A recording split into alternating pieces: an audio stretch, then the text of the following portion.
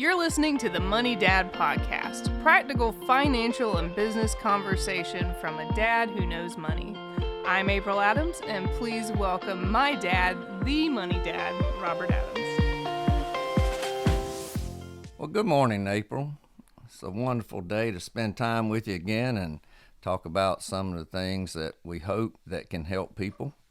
Like you said earlier, when we were talking outside of the recording, we're not here to give advice, but we're here to give some suggestions, and hopefully that if you can apply them, that it will really help your situation and how you get through life with money. Yes, that's your disclaimer. We're not official financial advice, so don't sue us. All right, so last time we talked about tracking your expenses, because before you can do anything else, you have to know what you're spending, know where your money's going. And so now that, and I've heard from some people, they've been doing their homework. Now that we know where our expenses are going, where our money's going, what do we do now? Well, we talked about last time going over the B word. Yeah, that B word. Which is budget. Everybody hates the B word, budget. Me too. But before we get down to the final part of how to create a budget and what the budget is used for, there's a lot of things I want to share that I feel people really need to prepare for before they even sit down at the table to do a budget. I will be speaking more from a family point of view, but all you single people, you'll get it. You know, just read between the lines. It's easier for us, actually, because we don't have other people to deal with. I can agree with that. So the first thing that I want to talk about is arguing and fighting with the spouse over money is a clear path to divorce. So that's something you do not want to do. And I will just say this, do not fall in love with money. Stay in love with the person you wanted to build your life with. So don't let money come between you. Do not grow apart because of the different attitudes that you have about money. But together you need to grow stronger by releasing the attitudes that are not the same and then find common ground on the attitudes that are the same. You know, a lot of times, you know, everybody wants what they want. So I'll just tell you, each of you are not going to get what you want. All the time. All the time. But by working together, you will get more than you would ever imagine. So look at it like this. Unity is far stronger than division. Another thing that you need to think about, the love of money, it leads to greed, and it also has a counterfeit sense of security. And I like that you said the love of money, because people take that out of context and they just think money. So you have people who are constantly trying to get more, but then you can fall into that space of, well, I don't want to have too much because that's evil. But it's your attitude towards it. It is not the money itself. Definitely attitude. And you must work together and be willing to save for the future. You got to be willing to get out of debt, and you got to be willing to stay out of debt. Do not live beyond your means. I heard that all my life, and if people would just practice that, you would be surprised how much money you can accumulate over the years. Yep. And if you do live beyond your means, it leads to the accumulation of debt. And then when you get the accumulation of debt, that leads to stress, it leads to worrying, and it leads to fighting. And one of the things that I found in life is how to overcome these pitfalls just requires contentment. Be content with what you have. Be content to live within those means, and then as you start putting these things in place, we will talk about later, then you will accumulate surpluses and you can enjoy life more. Okay, so what you're saying is managing money is not just about numbers. That is correct. We got a lot of emotion in it. We like to think, oh, that's numbers, that's math, no emotion, it's going to be sterile, but life is actually the opposite, isn't it? Well, it's like I'm a man, obviously. So men do not want to be looked at as failures. So when things start going wrong in the house, they start getting real defensive, and that's where their pride gets in the way. So, Pride. So everybody's got to drop that pride and be ready to move forward. So here's one thing I really want to hit home with. Money is only a resource that we use to exchange goods and services until we die. That is it. Period. Money is not the problem, like you just said. It is our attitude toward money. So here's a couple things I'll throw in there about that. Do not be one of those that use money to define who you are. That is not who you are. How sad it is for anyone to think that possessions or how much money they have makes them who they are.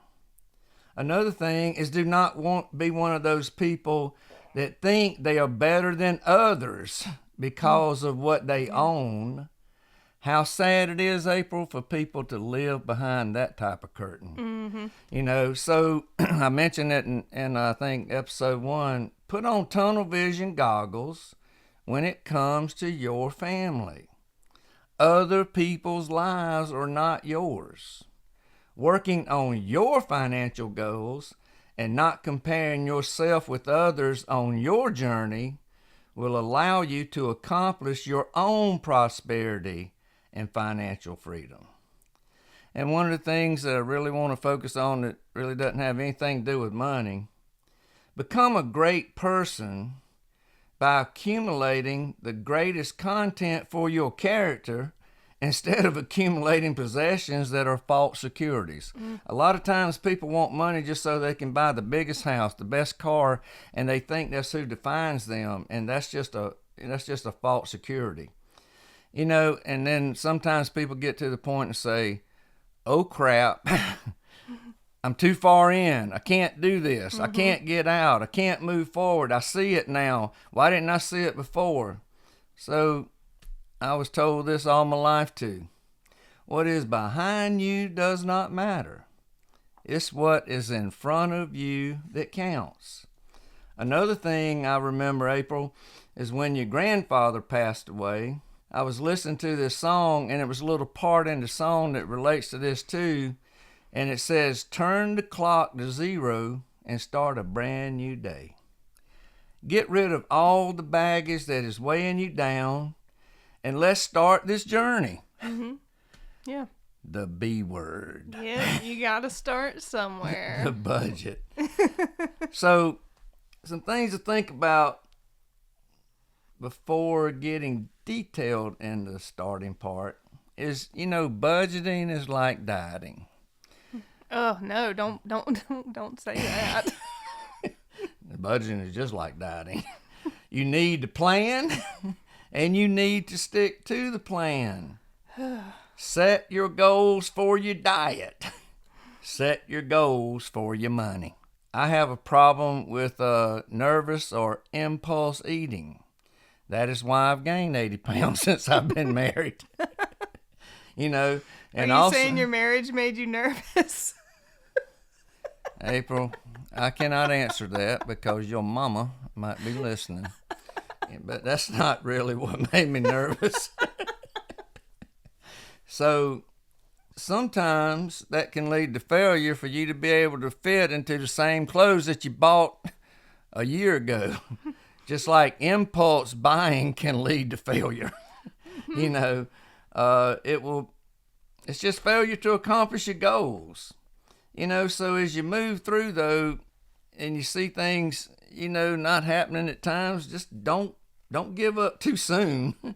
It's easy to get discouraged and give up after a single slip up, like eating that big old honey bun you made for me a while ago. Pumpkin spice cinnamon bun. It was so good. But now I've gained 82 pounds since I've been married. But it's also crucial, through this to learn from those mistakes and get back on track. So probably later on down the road, we may talk about starting businesses and how to be successful in businesses. But right now we're focusing on how to be successful in your business, which is your family business. But there's a concept I call SSC. Okay. SSC. I bet you're wondering what SSC is. I sure am. I thought you were. You're looking real excited over there. Well, why don't you explain it to us? Well, the first thing you have to do is start. That's one of the S's. You beat something to death that you've analyzed everything you can analyze. You've thought of everything you can think of. And then you write it down and you start. But like I said earlier, sometimes it doesn't turn out exactly the way you thought it was when you first started. So you have to tweak it and insert those things you forgot about. And sometimes you remove those things that you overthought about. But after you give it a while to move forward, then if it's not working, you stop it, go back to drawing board and start over. And then the C part, if it's working, be bored to death and continue it. Just continue, and continue. Another thing about a budget, you got to be flexible. Create a budget that's not too strict and cannot support some of these unexpected life changes. Just learn to be flexible there. And then the one that is probably the most important, you have to review and track your budget like you have to review and track your diet. Wait a minute, I'm an old man. Did I say that you have to review and track your budget? Did I say that you have to review and track your budget? You did. Review and track your budget. Make adjustments that are required. Another thing, as we are preparing to do the B word, if you do not have an emergency fund, make all the allowances to create one. Something will come up and cost money that you do not have money for. The first place everyone turns to is the CC, the credit card. And then when they use that credit card, the spiral just gets tighter and tighter. And then one major thing is do not use a budget to beat each other up. Okay, here's some examples. So, on the man side, baby, I have this boat. I got to go fishing. I've been fishing all my life. I got to have all the accessories to go fishing with so I can catch that great big bass. And I got to have gas in the car. That's just something I have to have. And on the lady side, well, honey, I can't wear the same clothes twice to work every week. I got to at least have 30 different dresses for the month and at least 30 times 2 pairs of shoes because I can't wear the same pair of shoes. My point is, let's relate it to the boat. If you take those attitudes into creating a budget, the boat's going to flip over in the water and you're going to drown. If you take that attitude in preparing a budget, you will drown before you even get started. So like I said earlier, you got to release those selfish attitudes and work together to make these things happen. You need to be on the same page with the same goals. And a lot of times people says, well, I can't say I can get out of this. Well, April, I think I've told you one time when I started my business, I was 26. I had $500 in the bank. We owed $13,000 and I had 6 months worth of work. It was like to my parents and your mother's parents, there's no way that guy's going to make it. But by focusing, staying on track, and your mother working with me, we were able to accomplish more than we would ever have imagined. So it is not impossible, but you do have to work together and get your selfish attitudes out of the way. If you're married, do not hide things from each other. And if you're single, do not hide things from yourself. Now, I'm probably going to have some bad comments if any males of certain, I'll just say this. Here's one of the biggest things of hiding things. I work with numerous companies, and when someone first gets hired, everyone gets direct deposit. So that very first check goes into direct deposit, but what nobody else knows is $100 out of that check went into the other bank account. Oh. So people set it up that way? They can set it up that way, but the spouse never knows about the $100 that went into the other bank account because the first check is the only one they're looking at that goes into the family bank account. So don't hide things from your spouse. You'll never get through it, and you're probably going to end up divorced, and it's going to cost you a whole lot more than $5,200 if you try to get out of that one. Another thing, work hard on preventing like budget burnout. You know, you got to really have the right attitude toward it. It's just like anything in life. You got to have the right attitude, and and then focus on those needs. Nobody likes to hear this. Focus on those needs versus the wants and desires. So I thought I would come up with something to identify those things, like needs. What are needs? It's those purchases that are necessary for the basic requirements in your life, like food, clothing, and shelter. And then what are wants, April? They're choices about the quality of those goods. The hot tub, that you're the going to be sauna, in. Well, the even massage chair. when you're getting started with $500 in the bank and 6 months worth of work, is whether or not you want to eat steak versus hamburger or get a new car versus a used car. And then those desires, hey, that is what we are shooting for. Those choices that can be made only out of surplus funds after all those other obligations have been met. Yeah. You know, that's just, you got to work at it. It's just like a diet. Don't give up on the diet. But to diet, first of all, you have to get started. Yeah, you do have to get started. The perils of money can cause frustration and worry. And here's the thing, you cannot buy peace. Just can't buy it. True financial freedom, April, it requires good stewardship and can only be accomplished with self-discipline. You have got to be disciplined. So, getting started on a budget, step one is, what is your present level of spending? Those things we talked about in episode 1, where I said write down every single thing you can think of that you're spending money on. That is your present level of spending. You list all those things down. You put a monthly cost to whatever those things are, and it will look back at you and show you where you are to start with. So that's step one, really, in building our budget, that to allow us to start allocating money towards those things, right? Absolutely. You're so right. And then I call it something like establish the now condition. So that's what you're doing. Where are we now? And compare the present spending level with a guideline for showing that you can spend money, what I call it, balanced spending.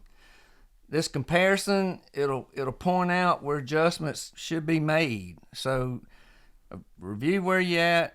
See that if you're upside down, start picking out the things that you need to say, hey, these are the things that we can live without. And then, you got to have, on top of that, or in relation with that, you got to have like a control system, where you can like keep your spending on track. And then you must be able to have a system in place that'll just ring that bell or sound the alarm before your overspending occurs. So somebody does have to watch it and pay attention to it, and those type things. So there are some hazards out there to look out for. Discouragement. So you're not saying that a budget is all good? It can be hard work, especially when you're behind 8 ball. Mm-hmm. But if you don't have something or put something in place, you're going to fail. You know, before I go down, I would like to go down swinging. Mm-hmm. And a way to go down swinging is to create a budget, and you might not have to go down at all if you pay attention to it. You know, sometimes people get discouraged. A major problem is to develop a budget and then don't follow it. Mm-hmm. So don't get discouraged over it. Suck it up, grow up, you know, and do the things you need to do so you can get out of the hole that you're in. Then I talked about this earlier about, you know, don't beat each other up. Legalism, don't use the budget as a family weapon. Use it as a family tool. That's what it's used for. Yeah, because you can use it to hold it over the other's head. Oh, absolutely. And it should be a tool, so look at it as a tool. Don't look at it as a weapon. Get your pride out of the way and look at it as a tool. And sometimes this legalism occurs whenever the money runs out. Yeah. People start then, oh, it's your fault. Oh, no, it's your fault. No, it's both of you's fault. Get back in there, tweak those things you need to tweak, you know, and don't give up on it and start pointing fingers and blaming the other person when it doesn't start out working right. Keep working together, get your old attitudes out of the way, and bring those attitudes that you got common ground on and make these things work. And then, you know, you do need to have, you know, some flexibility on change, but not to the point that there's no need to create a budget, you know. And then overcorrection, that can happen sometimes. When the money gets tight, you know, then people just throw their hands up in the air and they give up and they start overspending on other things because they're like, well, I can't make this work. So then all of a sudden that spiral gets tighter and tighter and tighter. So kind of sum this part up. A good plan requires action, and it requires discipline to make it work. And here's what everybody doesn't want to hear, but is the truth. It may require some sacrifice. We're going to talk more about that in the next episode. Yeah, it may require some sacrifice. And this is a little saying I've heard all the time, and I've changed it up a little bit. The world may look at you as just another person, or they may look at another couple as just another couple. But one person may look at you as the world, and y'all need to look at each other as the world, because that is who you are building your world with. Is that person that you married, the person that you fell in love with. So don't fall in love with these other things. Stay in love with the one that you married, because together you can make it happen. And you need to always continue not to give up and work together on anything that you do. Well, that's good advice, but now I'm sitting here going, well, what do I use to make the budget? Well, so we have some things, we have some resources on our website, don't we? We do, and we're going to put a spreadsheet out there. I'm an old guy, but, you know, don't throw all those old things out. Because one of the things that I used to do in business, I've always used common sense in business, April. And a lot of times businesses would want to try to say, which way do I go? What do I do? So I would take an old legal pad and I drew a line straight down the middle of that legal pad.